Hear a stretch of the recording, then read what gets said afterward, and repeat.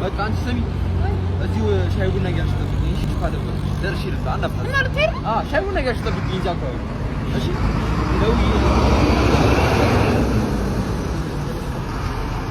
ሻይ ቡና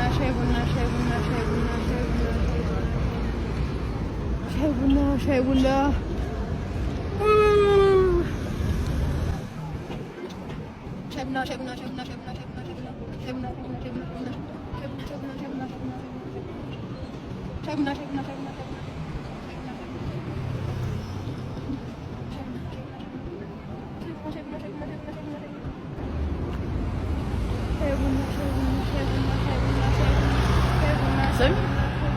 እኔ ቀጠሮ የሚያከብር ሳሎቹ ምናምን ብላ ተመናሽከ ሄደች